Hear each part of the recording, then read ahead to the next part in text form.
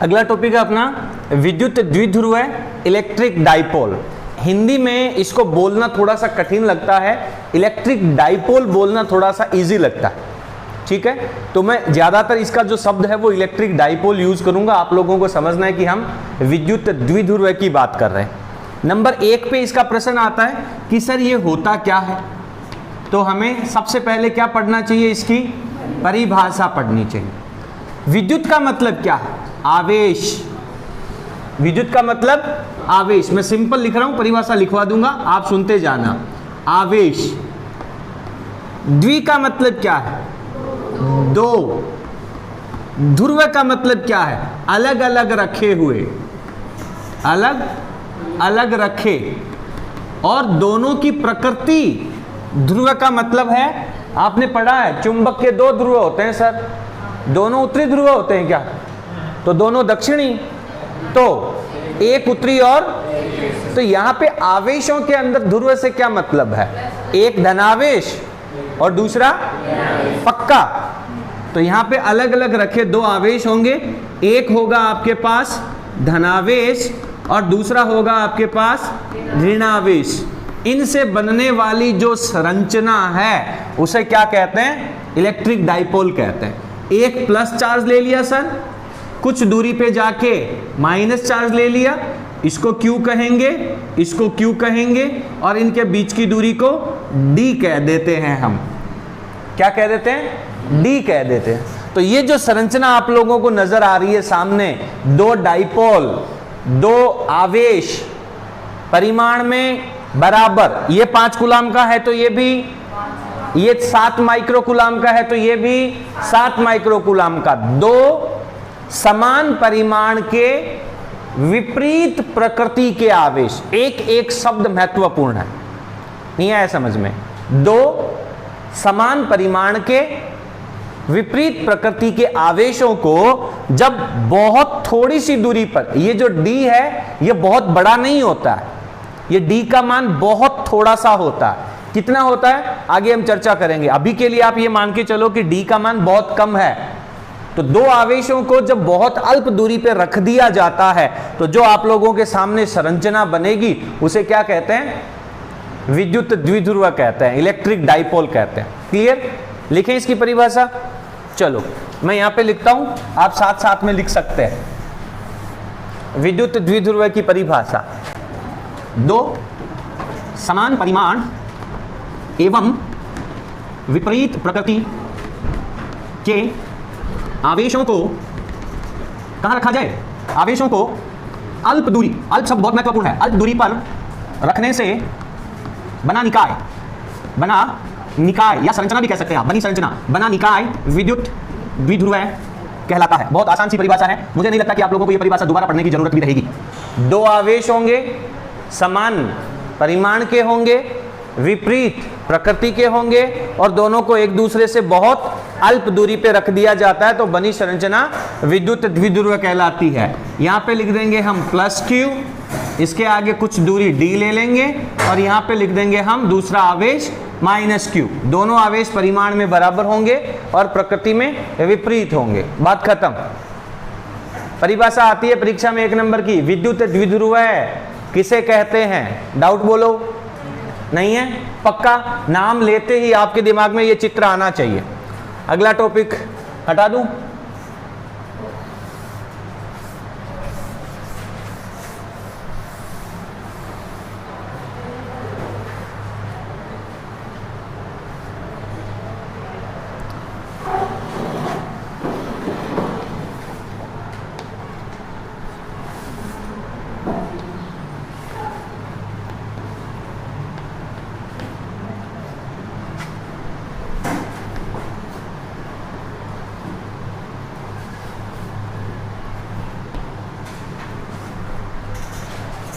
अगला टॉपिक है विद्युत द्विध्रुव आघूर्ण, यानी इलेक्ट्रिक डाइपोल तो है, उसके आगे एक शब्द और जोड़ दिया आपने, आघूर्ण। विद्युत द्विध्रुव जो है वो एक संरचना है, एक बनावट है, लेकिन विद्युत द्विध्रुव आघूर्ण है वो एक भौतिक राशि है। कक्षा 11 के पहले पाठ में आपने पढ़ा था भौतिक राशियां किसे कहते हैं, जिन्हें मापा या तोला जा सकता है, जिनका कोई मात्रक भी होगा। बात समझ में आ रही है? तो विद्युत द्विध्रुव आघूर्ण एक भौतिक राशि है, इसे नापा या तोला जा सकता है, इसका मात्रक भी होगा और इसकी विमा भी होगी। विमा भी हम निकालना सीखेंगे। सबसे पहले आप इस नाम से परिचित हो जाओ, विद्युत द्विध्रुव आघूर्ण। आघूर्ण शब्द आपने कक्षा 11 में एक पढ़ा था, बल आघूर्ण। क्या पढ़ा था? बल आघूर्ण, जिसको आपने टॉ से लिखा था, टी की तरह लिखा था। बात करी थी कि हमने खिड़की और दरवाजे होते हैं, उनका हैंडल जो होता है वो दूर लगाया जाता है। हैंडपंप होता है, उसका हैंडल लंबा बनाया जाता है। जो स्क्रू ड्राइवर होता है, पेचकस, उसका जो हत्था होता है उसको थोड़ा मोटा बनाया जाता है ताकि आसानी से कसा जा सके। वहां पे कौन सा टॉपिक काम करता है? बल आघूर्ण कार्य करता है। यहां पे अपन क्या पढ़ रहे हैं? विद्युत द्विध्रुव आघूर्ण। बात समझ में आ रही है? तो विद्युत द्विध्रुव आघूर्ण एक भौतिक राशि है। ये किस टॉपिक में लागू होगा? इलेक्ट्रिक डाइपोल में ही लागू होगा। तो सर पहले हमें एक इलेक्ट्रिक डाइपोल लेना चाहिए। ये माइनस का क्यू आवेश, इधर ले लिया मैंने प्लस का क्यू आवेश। सर पिछली बार आपने चित्र में यहां प्लस और यहां माइनस बनाया था, आपकी मर्जी है, आप कहीं पर भी बना सकते हैं प्लस और माइनस। इनके बीच की दूरी कितनी ले ली आपने? डी ले ली। तो ये एक क्या है? डाइपोल, इलेक्ट्रिक डाइपोल है। इस डाइपोल में से एक आवेश का मान उठा लो आप। कौन से आवेश का मान उठाऊं? सर किसी का भी उठा लो। क्यों? क्योंकि दोनों परिमाण में समान है। किसी भी आवेश का परिमाण उठा लो आप। तो विद्युत द्विध्रुव के एक आवेश का परिमाण, परिमाण क्यों बोला? क्योंकि सर अगर मैंने गलती से माइनस क्यू उठा लिया तो माइनस क्यू नहीं लिखना है, सिर्फ क्यू लिखना है। परिमाण का मतलब है प्लस और माइनस का चिन्ह वहां से हट जाता है। तो ये एक इलेक्ट्रिक डाइपोल है, उसका एक आवेश लेना है और दोनों आवेशों के बीच की दूरी लेनी है और दोनों को गुणा कर देना है। विद्युत द्विध्रुव के एक आवेश का परिमाण और दोनों आवेशों के बीच की दूरी का गुणनफल क्या कहलाता है? विद्युत द्विध्रुव आघूर्ण कहलाता है।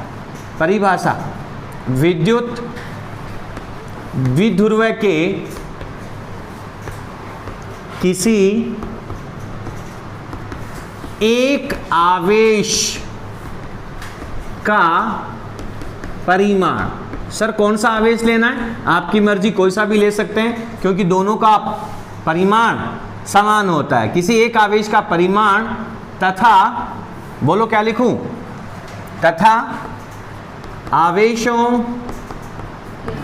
के मध्य की दूरी का, बहुत बढ़िया, गुणनफल। पढ़ के आए हो क्या घर से? गुणनफल क्या कहलाता है?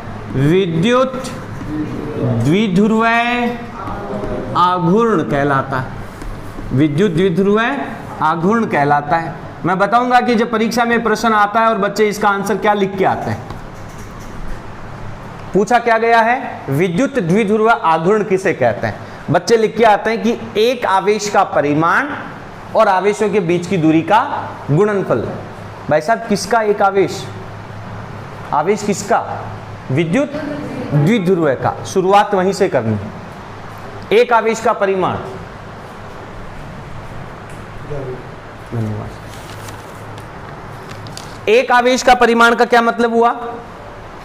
किसका एक आवेश? विद्युत द्विध्रुव का एक आवेश। लिखना जरूरी है, बहुत महत्वपूर्ण।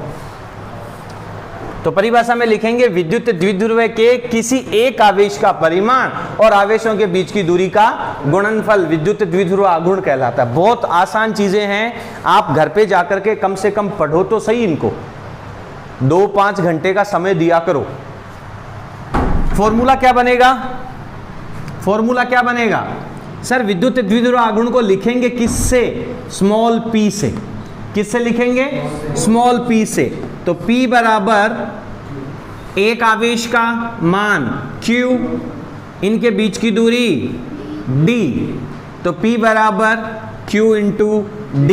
ये फॉर्मूला बन जाएगा विद्युत द्विध्रुव आघूर्ण का। दिक्कत बोलो। बात करते हैं हम इसके मात्रक की। भैया मात्रक क्या बनेगा?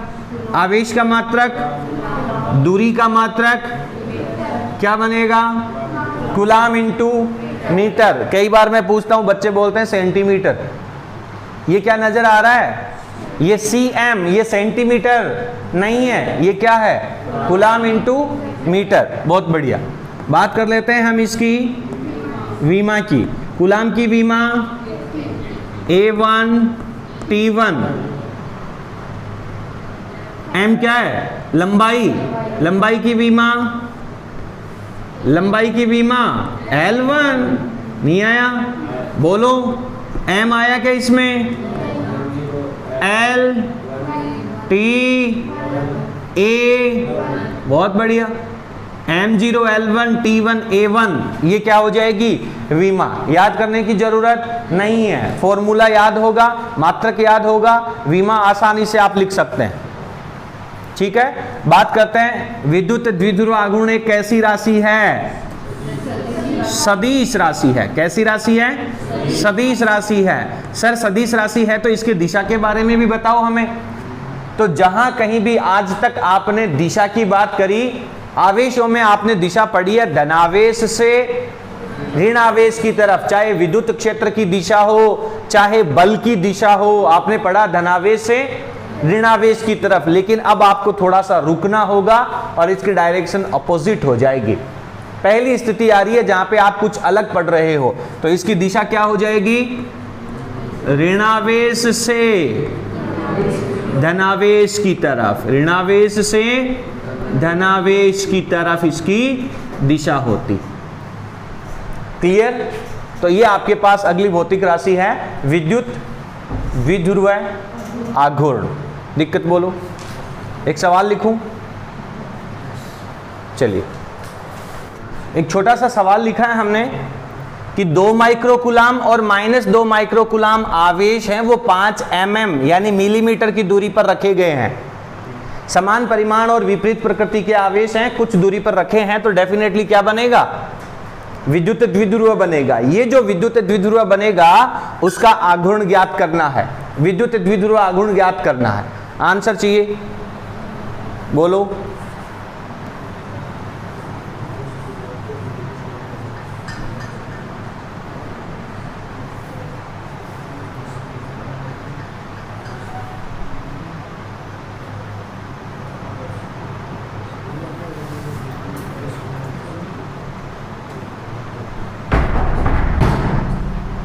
क्या रे, अरे क्या कर रहे हो भाई साहब, इतना समय लगता है क्या?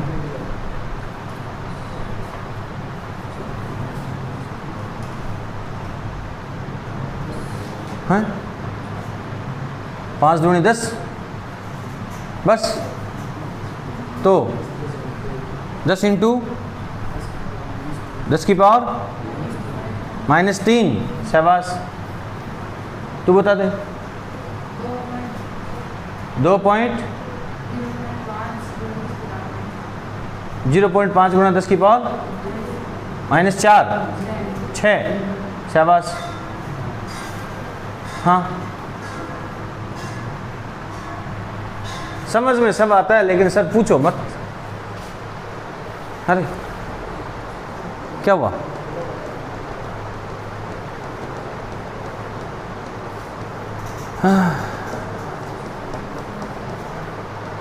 हाँ Q बराबर दूरी D बराबर, पूछ क्या रहा है, आघूर्ण लिखो भाई साहब। ये क्या है, मिली, मिली जब हटेगा तो 10 की पावर -3 से गुणा होगा।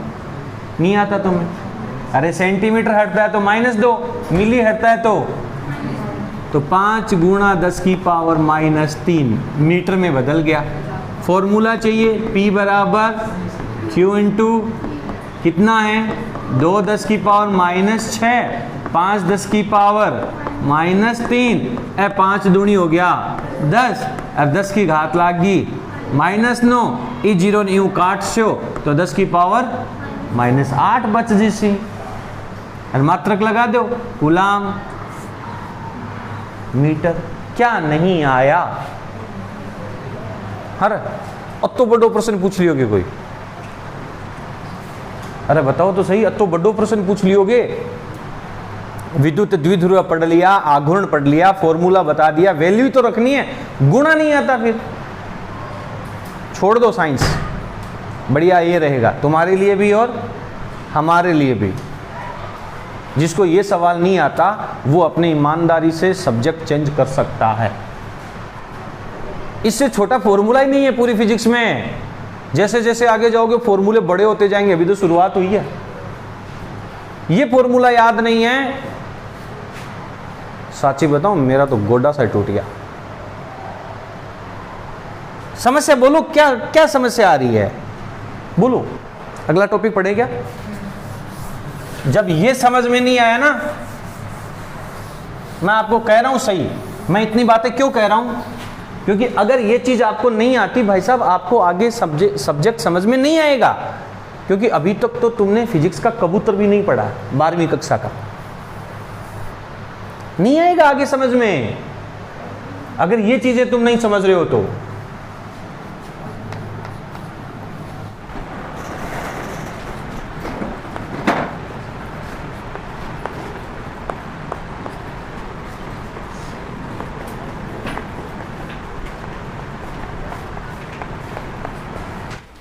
आज का हमारा टॉपिक है, पिछली क्लास में हमने बात करी थी कि विद्युत द्विध्रुव क्या होता है। ठीक है, जब कोई दो समान परिमाण और विपरीत प्रकृति के आवेश एक दूसरे से अल्प दूरी पर रखे हैं तो बना हुआ निकाय विद्युत द्विध्रुव कहलाता है। इसके बाद में हमने पढ़ा विद्युत द्विध्रुव आघूर्ण, यानी ये जो डाइपोल है उसमें से किसी एक आवेश का परिमाण ले लो और दोनों आवेशों के बीच की दूरी को उसके साथ गुणा कर दो। आवेश और उनके बीच की दूरी का गुणनफल द्विध्रुव आघूर्ण कहलाएगा, जिसे हम स्मॉल p से लिखेंगे। आ जाओ।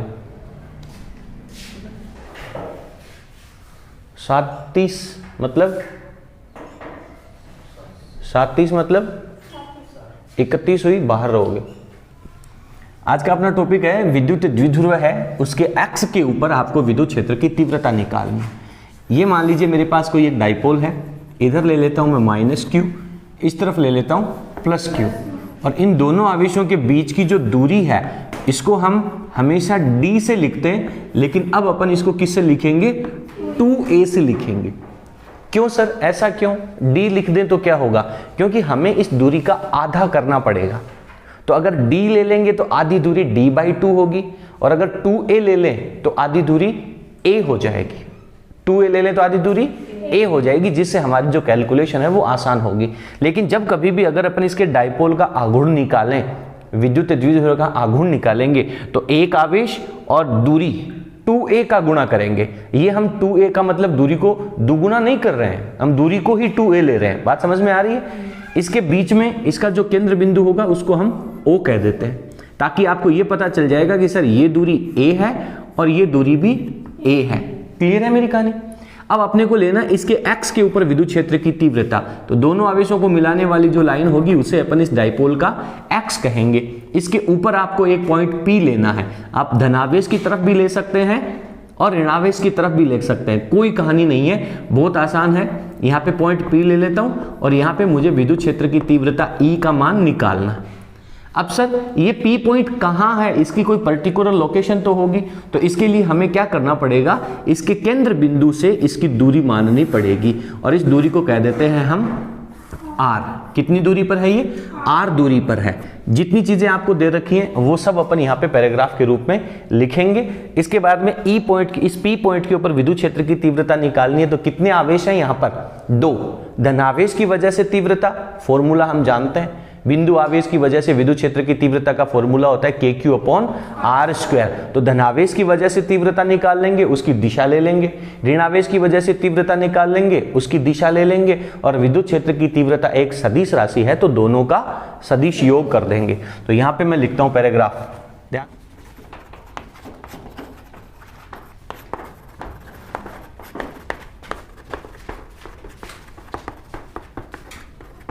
फटाफट उतार।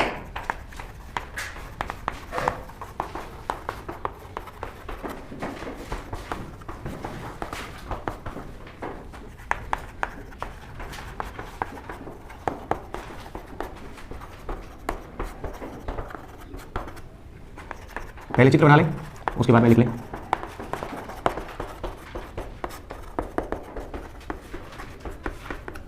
तो क्या लिखा है हमने, देखें जो कहानी अभी आप लोगों ने समझी है उसी को हमने पैराग्राफ के रूप में शॉर्ट फॉर्मेट में लिखा है, कम से कम शब्दों में, कि मान लीजिए कि आपके पास कोई एक विद्युत द्विध्रुव है, उसके आवेश प्लस q और माइनस q हैं, उन दोनों के बीच की दूरी 2a है, इसके किसके डाइपोल के केंद्र बिंदु O से कितनी दूरी पर, r दूरी पर, कहां, x पर। हर एक शब्द महत्वपूर्ण है, केंद्र बिंदु O लिखना है, दूरी r लिखनी है, कहां पर, x के ऊपर, क्योंकि ये लाइन किधर भी जा सकती है, ऐसे भी जा सकती है, तो आपको कंफर्म करना है कि हम x की बात कर रहे हैं। x के ऊपर एक बिंदु ले लिया हमने P, उस P बिंदु पर विद्युत क्षेत्र की तीव्रता ज्ञात करनी है। यानी वही कहानी है, गणित में हम प्रमेय कैसे लिखते थे, दिया गया है, उसके बाद में सिद्ध करना है या ज्ञात करना है। क्लियर है। अब अपन क्या करेंगे, पहले एक आवेश की वजह से ले लेते हैं। आवेश कितना लिखूं मैं, प्लस q के कारण बिंदु किस पर, बिंदु P पर क्या करना है, विद्युत क्षेत्र की तीव्रता। बहुत सिंपल, बोलो। बिंदु आवेश की वजह से विद्युत क्षेत्र की तीव्रता का फॉर्मूला सर हम जानते हैं, E बराबर K, आवेश कितना Q बटा में दूरी का स्क्वायर। किसकी दूरी, धनावेश Q और बिंदु P, इन दोनों के बीच की दूरी लेनी है। तो इन दोनों के बीच की दूरी क्या लिखेंगे सर, केंद्र बिंदु से हमें दूरी दे रखी है R, केंद्र से लेकर के Q तक की दूरी हमारे पास है A, तो ये कितनी बच गई, R माइनस ए। क्लियर है। तो बटा में क्या लिखेंगे हम, R माइनस ए का स्क्वायर। अगर मैं इसके ऊपर वेक्टर लगाऊं तो आपको इसके साथ इसकी दिशा लिखनी पड़ेगी, और दिशा क्या है इसकी, धनावेश की वजह से विद्युत क्षेत्र की तीव्रता की दिशा। कल पिछले टॉपिक में विद्युत बल रेखाओं में हम पढ़ चुके हैं, धनावेश की वजह से विद्युत बल रेखाएं बाहर की तरफ निकलती हैं। तो यहां पर विद्युत क्षेत्र जो आएगा इस बिंदु Q आवेश की वजह से, उसकी डायरेक्शन रहेगी बाहर की तरफ। तो इसको मैं लिख देता हूं E, नीचे लगा देता हूं प्लस। ये प्लस क्या बता रहा है कि सर हम धनावेश की वजह से तीव्रता ले रहे हैं। इसका मतलब ये नहीं है कि ये प्लस में है या माइनस में है, ये केवल संकेत है। बात समझ में आ रही है। जैसे कक्षा में दो पवन नाम के लड़के, हम कहते हैं पवन फर्स्ट पवन सेकंड, तो फर्स्ट और सेकंड क्या है, उनका संकेत है। तो उसी प्रकार से ये प्लस का मतलब है कि आपको ये पता चल जाएगा कि हम धनावेश की वजह से तीव्रता निकाल रहे हैं, और इसके ऊपर हम लगा देंगे वेक्टर। तो इसकी डायरेक्शन क्या होगी सर, एक्स एक्स की दिशा होगी, और एक्स एक्स की दिशा होगी तो उसको अपन एकांक सदिश क्या लगाएंगे, आई कैप लगाएंगे। ये आपके पास समीकरण नंबर 1 आ गया। बहुत आसान। अब इसी प्रकार से दूसरे आवेश की बात कर लो। तो दूसरा आवेश कितना है, आवेश माइनस Q के कारण, वही स्टेटमेंट आएगा वापस, बिंदु P पर विद्युत क्षेत्र की तीव्रता। बहुत आसान। बोलो भैया क्या आएगी। तो सर हम इसके नीचे क्या लगा देंगे, माइनस लगा देंगे। ये केवल संकेत है, बराबर फॉर्मूला सर हमारा वही KQ अपॉन R का स्क्वायर। मैंने आपको बहुत बार बताया है, और ध्यान रखना है, जब सदिश राशि अपन लिख रहे हो तो आवेश का परिमाण लिखते हैं, प्लस Q और माइनस Q नहीं लेते हैं। अब बच्चे क्या करते हैं कि सर यहाँ पे माइनस Q है तो हम माइनस Q लिख देंगे। माइनस क्या बताएगा, केवल विद्युत क्षेत्र की दिशा को बताएगा, वो हम आगे लिखेंगे। क्लियर है। तो यहाँ पे प्लस Q माइनस Q नहीं लेना, सिंपल Q आपको लिखना है, यानी उसका परिमाण लिखना है। बटा में क्या चाहिए, दूरी। किसकी दूरी सर, माइनस Q आवेश से P की दूरी। बोलो भैया कितनी आएगी सर, माइनस Q से लेके O तक की दूरी तो है A, और O से लेके P की दूरी है R, तो टोटल दूरी क्या हो जाएगी, A plus R। A plus R लिखूं या R प्लस A लिख दूं, R प्लस A लिख दूं, कोई इश्यू है क्या। ओके, यहां पे लिख देते हैं हम सर R प्लस A का स्क्वायर। अब बात करते हैं हम इसकी दिशा की। तो माइनस Q आवेश की वजह से विद्युत क्षेत्र बाहर जाएगा या अंदर आएगा, अंदर की तरफ आएगा। तो अंदर की तरफ आएगा तो इसकी डायरेक्शन ये आएगी। तो यहां पे हम लिखेंगे E माइनस वेक्टर, और ये कौन सी दिशा है, माइनस एक्स की दिशा। तो माइनस एक्स की दिशा में एकांक सदिश क्या लगता है, माइनस आई कैप लगता है। तो वो जो आपका Q वाला माइनस है वो इसके साथ आ जाएगा। ठीक है। तो ये आपके पास समीकरण नंबर 2 आ जाता है। अब हमें क्या करना है, समीकरण नंबर 1 आ गया, समीकरण नंबर 2 आ गया। अब हमें लेना है परिणामी विद्युत क्षेत्र, और परिणामी विद्युत क्षेत्र क्या होगा, दोनों का सदिश योग होगा। तो यहां पे अपन लिखेंगे बिंदु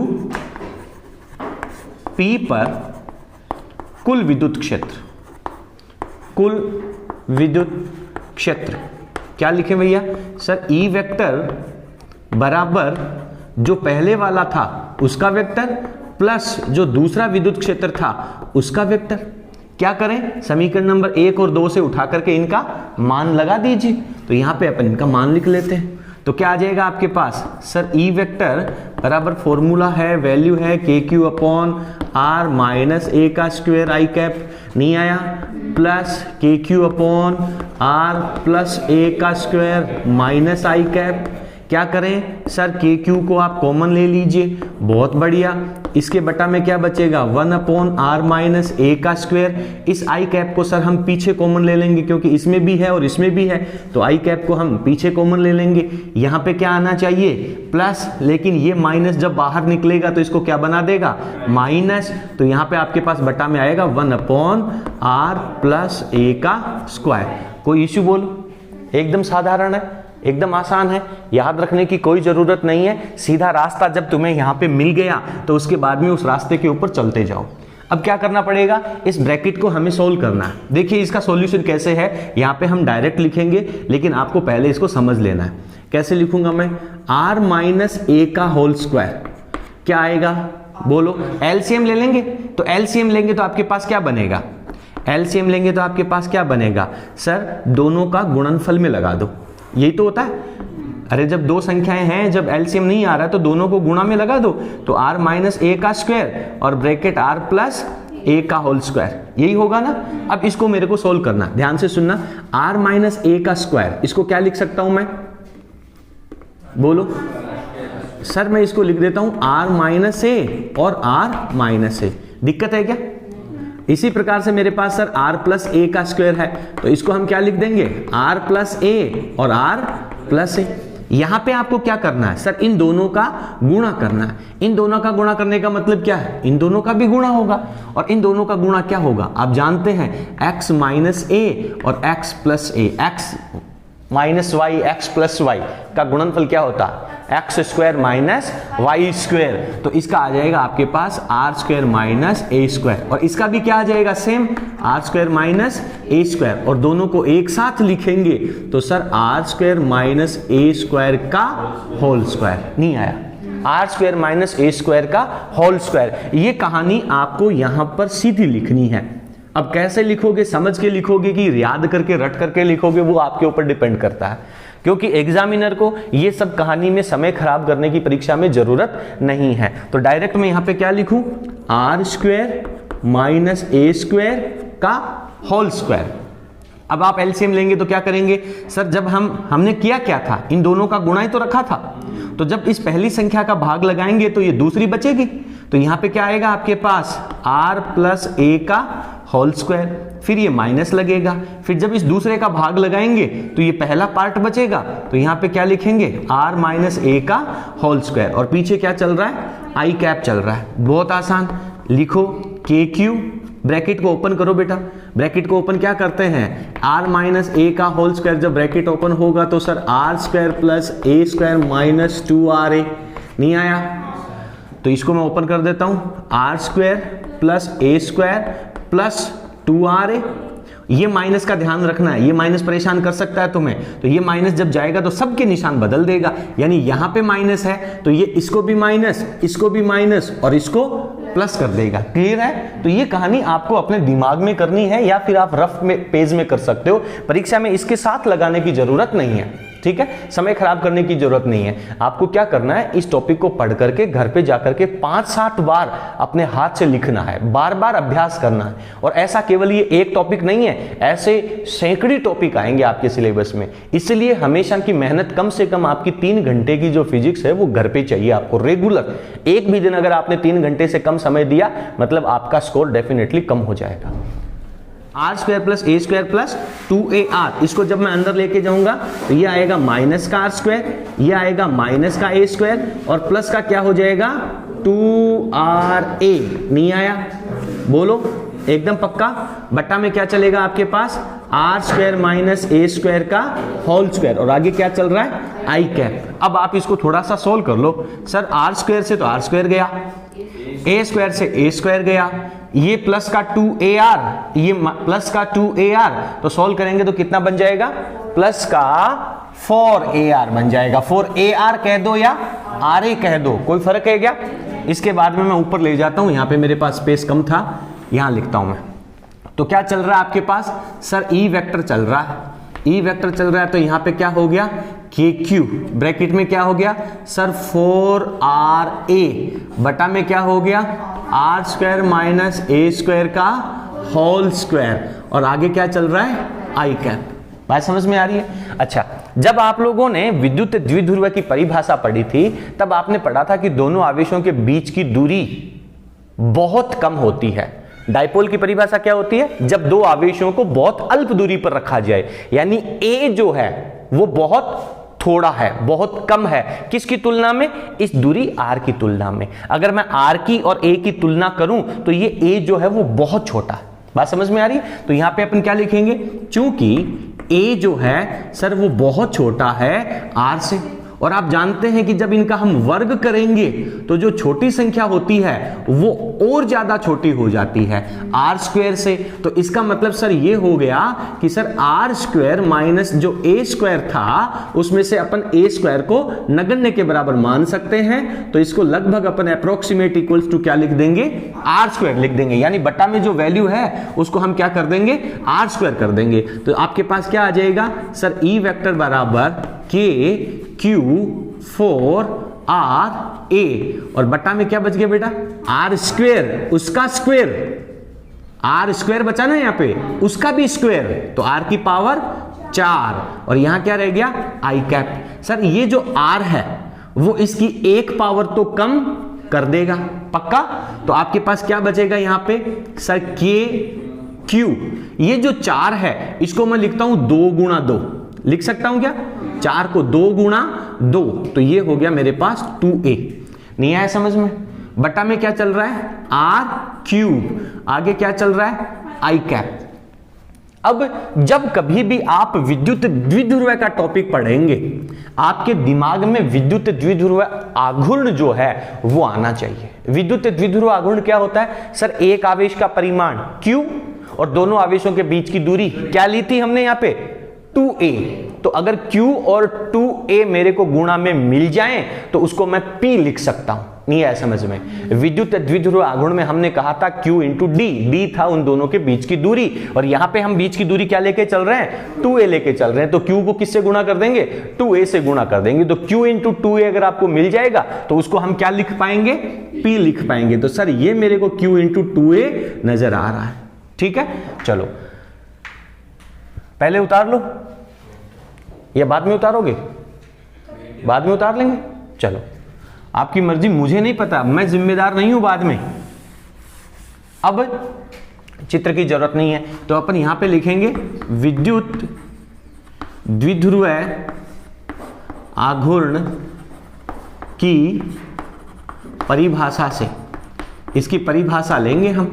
तो क्या कहती है सर परिभाषा, Q इंटू 2A जो है sir that is equals to P हो जाता है। तो ये जो ऊपर वाली इक्वेशन है उसमें आप इसकी जगह P लगा दें तो क्या आएगा, P बराबर E वेक्टर बराबर क्या चल रहा है, K Q, Q तो गया, Q तो गया, यहाँ पे 2 रह गया था इसके बाहर, और यहाँ क्या बन गया, P अपॉन R क्यूब, और यहाँ क्या आ गया, I कैप आ गया।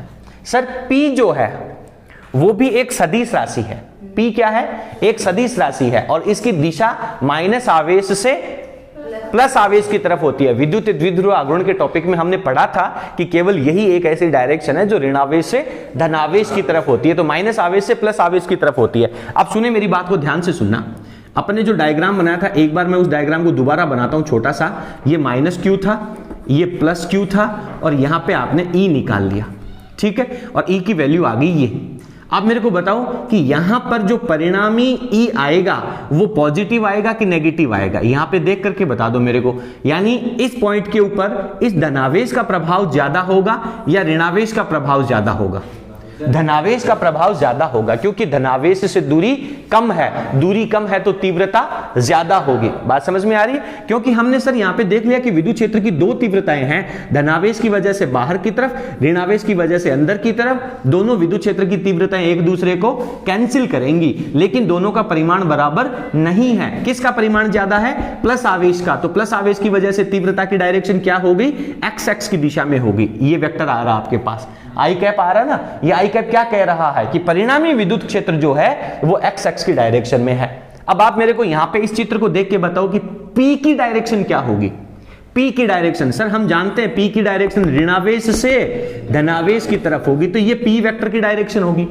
बात समझ में आ रही है? तो यानी P की जगह जब आप P वेक्टर लिखेंगे तो इसकी जगह आप लिख सकते हैं P इंटू आई कैप। इसका एकांक सदिश क्या है? आई कैप है। तो इस आई कैप को हटा करके P के ऊपर वेक्टर लगा देंगे, क्योंकि दोनों की डायरेक्शन सेम है। तो फाइनल आपके पास वैल्यू आ जाएगी E वेक्टर बराबर 2kP vector upon R cube. ये विद्युत क्षेत्र की तीव्रता का फॉर्मूला है डाइपोल के एक्स के ऊपर। सवालों में जब आप देखेंगे तो अगर आपको वेक्टर लिखने की जरूरत नहीं पड़ेगी तो 2kP अपॉन डायरेक्ट आप आर क्यूब भी लिख सकते हैं। एक महत्वपूर्ण रिजल्ट यहां पे और समझ में आ रहा है, क्या सर E में और R में क्या रिलेशन है? E में और R में क्या रिलेशन है? तो E है that is proportional to 1 upon R cube. 1 upon R cube. बिंदु आवेश के अंदर फॉर्मूला क्या था? 1 अपॉन आर स्क्वायर था। बिंदु आवेश की वजह से formula KQ upon R square. यहां पे क्या आ रहा है? 2kP अपॉन आर क्यूब आ रहा है। बहुत अच्छे से आपको ये फॉर्मूला याद होना चाहिए। तो ये 2 नंबर का बड़ा प्रश्न या 3 नंबर का बड़ा प्रश्न आने की पूरी संभावना, और इस फॉर्मूले के ऊपर यहां से सवाल भी आपसे पूछे जा सकते हैं। विद्युत द्विध्रुव के एक्स पर विद्युत क्षेत्र की तीव्रता का टॉपिक आपका कंप्लीट है। बोलो कंफ्यूजन, कोई भी डाउट, कोई बात आपको परेशान कर रही हो तो अपन बात करें। आज के लिए अपना इतना बहुत है, बाकी अपन बाद में पढ़ेंगे। विद्युत द्विध्रुव के एक्स पर तीव्रता का टॉपिक आपका कंप्लीट होगा।